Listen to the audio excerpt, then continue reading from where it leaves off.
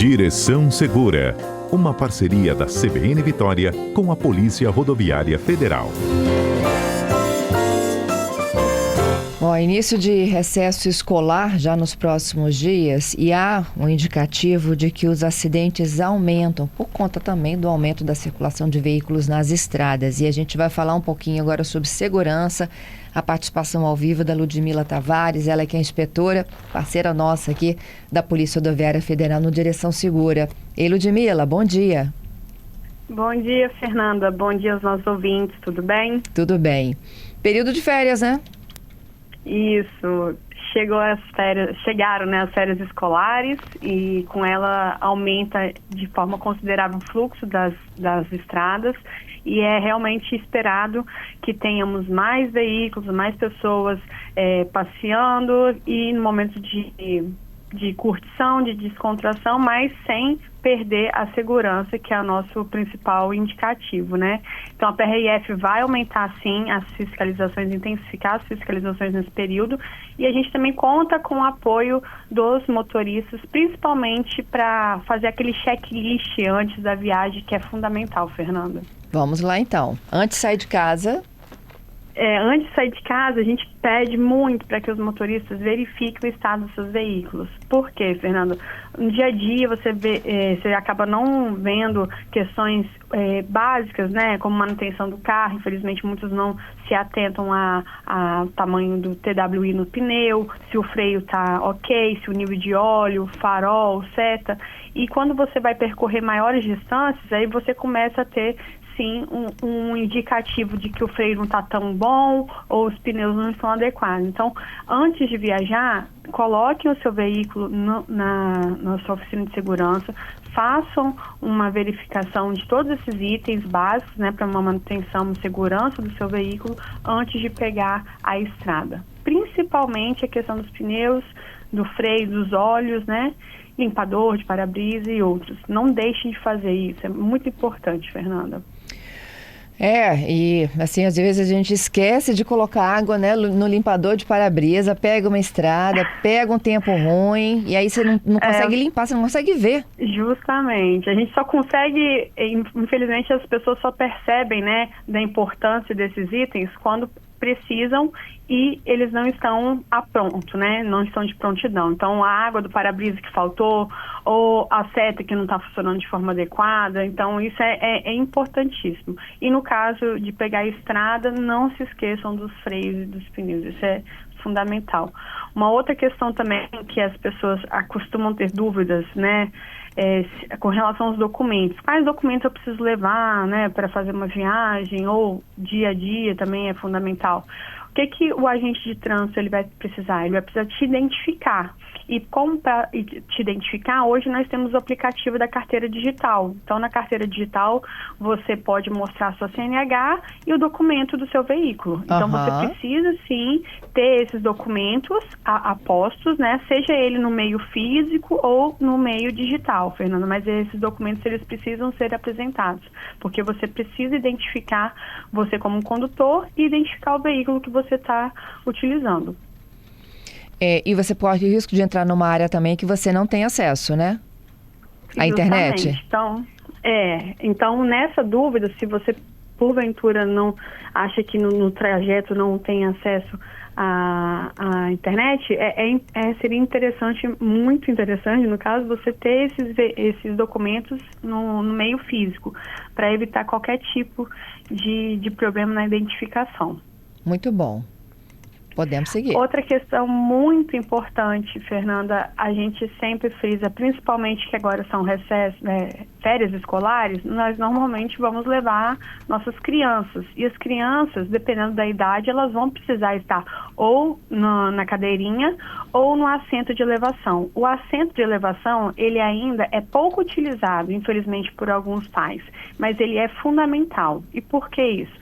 Porque dependendo do tamanho da criança, o cinto não vai acoplar de forma adequada e vai passar no pescoço da criança. E isso pode machucar a criança numa eventual colisão. Então, não deixem de verificar esses sistemas de segurança, que é a cadeirinha, o assento de elevação e até mesmo os cintos de todos os ocupantes. A cadeirinha, o assento de elevação. E se você está viajando num ônibus, numa van, num táxi, como é que funciona isso? Você também tem que usar o cinto. No caso do cinto, ele é obrigatório para todos esses transportes. Não digo no urbano, né? Mas no intermunicipal, interestadual, você tem o cinto, tem que utilizar. Nos transportes coletivos tipo táxi, aí a legislação ela permite que, no caso, uma criança, ela possa utilizar só o cinto, não a cadeirinha. Mas no seu carro particular, você precisa utilizar a cadeirinha e o assento de elevação, é obrigatório. Ok. Também é obrigatório, Fernanda, uma coisa que a gente só lembra quando vai precisar, né? Vamos imaginar que o seu pneu furou na estrada. Infelizmente, as pessoas só vão se lembrar do step quando acontecem essas circunstâncias. Mas vão lembrar principalmente se o step está ou não calibrado. Então, antes de pegar a estrada, lembre-se de calibrar o step, porque ele fica muito tempo lá no porta-malas, aí você acaba, né, esquecendo dele.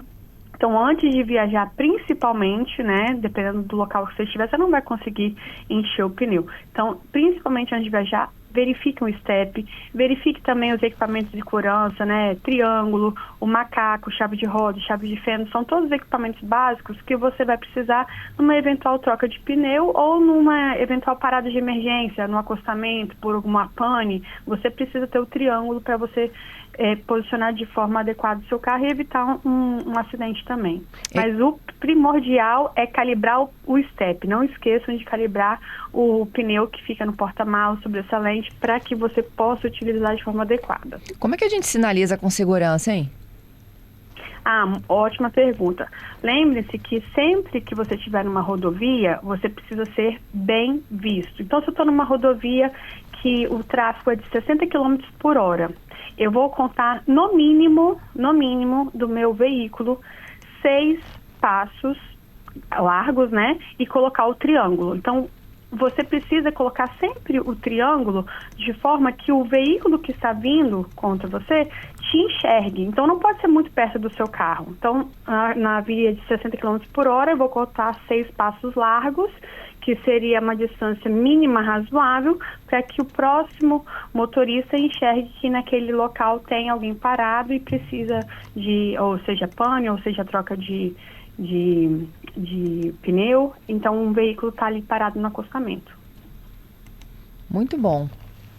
A gente já vê, tem o triângulo, né? Mas tem gente que coloca galho de árvore, cone, por aí vai, né?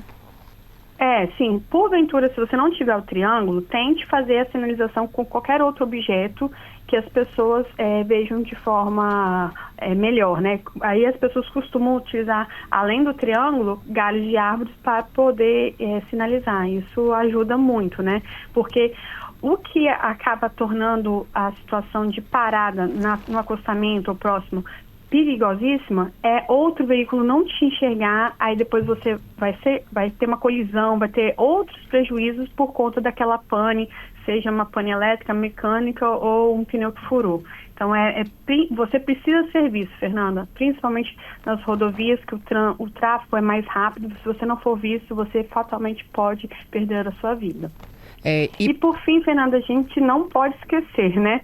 Fazer planejamento de viagem. As pessoas, elas costumam sair, né, para viajar, mas acabam não se tocando, muitas vezes, do trajeto que elas precisam percorrer, se naquele trajeto é concessionado. Se é concessionado, normalmente tem aqueles locais de paradas da concessionária. Se não, tem locais de paradas para beber uma água, né, ir ao banheiro, de descanso, abastecimento principalmente. Você tem que verificar todos esses itens antes de começar uma viagem. Isso é fundamental para a sua segurança também. Isso aí. Lude, ficamos devendo uma resposta aqui. Na verdade, foi uma provocação de um outro quadro do Retrabalho, né? De um motorista que havia sido demitido.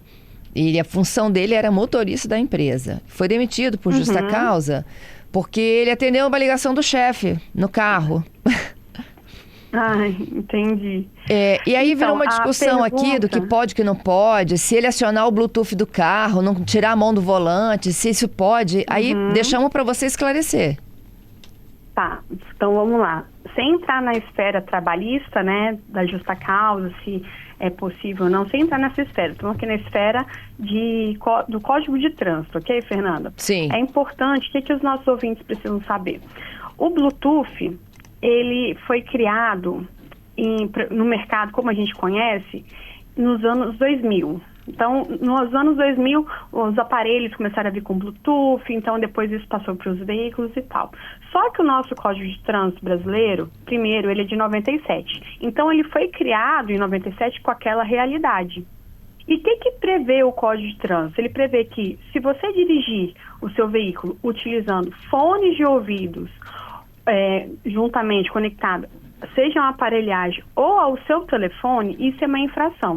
Porque naquela época, em 97, nós só tínhamos essa possibilidade de verificação, tá certo? Certo. Então, uma coisa que as pessoas confundem muito eu posso dirigir o veículo utilizando o meu telefone? Não, mas tem duas formas de infração. Tem essa de dirigir o veículo utilizando o telefone conectado a qualquer aparelho, entendeu? Uhum. Se estiver conectado a qualquer aparelho, é uma infração. Tá lá no 252, inciso 6º.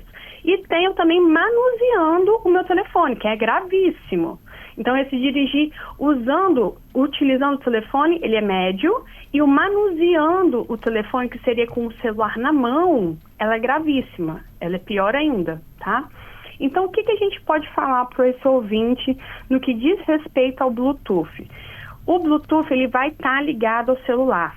E o Código de Trânsito brasileiro, ele prevê que qualquer aparelho conectado ao telefone de celular, se você estiver utilizando enquanto condutor dentro do veículo e trafegando, isso é considerado uma infração, Fernanda.